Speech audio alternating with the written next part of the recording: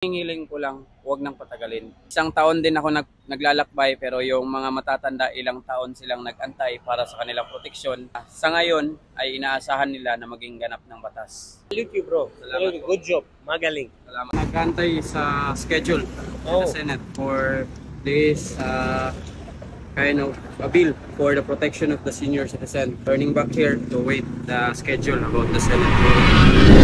Magandang umaga, magandang hapon, magandang gabi sa lahat. Ako, Russian Pinoy. So right now, I'm here in Pasay. You see, very beautiful place. I'm gonna meet a guy who was traveling from Mindanao to Manila by bicycle. John Pinoy! Hello. Hello, Russia! Hello, kamusta? Okay lang po. Kamusta sa biyahe? Medyo okay lang. So very hot. Mainit. Mainit. Grabe yung init. Saan papunta? Nag-antay sa schedule ng Senate for this kind of a bill for the protection of the senior citizen. Turning back here to wait the schedule about the Senate hearing. I have something for you. It's not enough, but I think you will like it. Thank you very much. You travel today from where? From City Hall of Manila and Liwasang Bonifacio to here. I traveled this day is around 7 kilometers. 7 kilometers. Right now.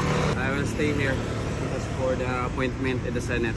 What time you have appointment? To wait the message of the staff, senators. What's your name and where you from? Nel J. Matunding, Don Carlos Bukidnon po.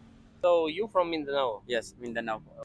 Sa area po ng mga Pinya, sa Yeah, Pineapple. that's where you start your journey to Manila. Yes po. Tama.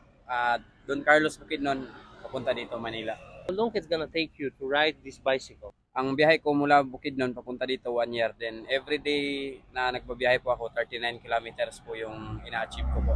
Okay, 39 kilometers per day. Per day. And stop rest. I stop, naghihinto ako sa mga munisipyo, barangay. When did you start your journey? January 5, 2023. And you finish? January 5, 2024. Yeah, 1 year. 1 year. Why did you start your journey? Bilang experience ko po and my personal sa aking lola po na siya po ay nakaranas ng pang-aabuso. So ito po ay ginawa ko as part na voluntaryo na sakripisyo para po suportahan yung panukalang mabigyang proteksyon ng mga senior citizen at nang sa ganon dito sa Pilipinas po ay wala nang makaranas na matulog sa lansangan. Do you have any stories from your travel? Because it's 1 year, it's long ride. Sa mga biyahe ko po is nadagdagan yung kaalaman ko and then sa bawat lugar na nabisita ko ay may pabaon po silang mga kataga na konektado po sa mga senior citizen na ipanaglalaban ko. I'm so very thankful na sa kahit papano medyo mahirap man pero kinakaya para sa proteksyon ng ating mga lolo at lola. Nag-coordinate po ako sa mga munisipyo, also in the presence of the governor in the provincial capital. So, urgent courtesy para sa pagtawid ko sa iba yung dagat ay makasakay ng barko. Municipality like provide you? Yes, they provide initiative, accommodation, and then meals. Isa na din dyan po yung mga agila, yung mga eagles, brotherhood.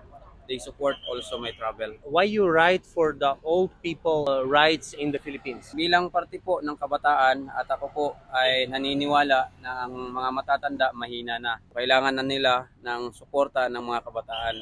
Kaya sa pamamagitan po ng aking paglalakbay, ito po ay magiging isang awareness na sana po ay wala nang makaranas ng pang-aabuso at kung sakali mang maging batas na ito ay meron ng katakutan ang mga tao na nag-try na mga abuso sa kanilang sariling lola o lolo o sa iba mang tao.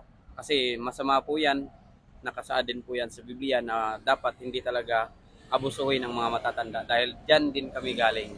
Kung wala ang mga matatanda, wala kami dito sa mundo ngayon.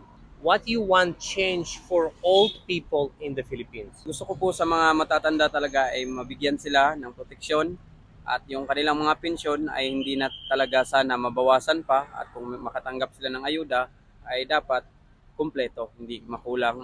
Sana yung mga hospitalization din nila ay maging libre na kasi yun yung mga kailangan talaga ng mga matatanda at kulang na din po yung kanilang kita. Hindi na din sila nakakapagtrabaho, umaasa na lang sila sa ating gobyerno at pati na rin sa kanilang mga sariling pamilya. Ang hiling ko lang talaga sa pagkakataon na ako ay magto-23, sana magkaroon na talaga sila ng proteksyon para maiwasan na ang pang-aabuso na kanilang nararanasan sa ngayon.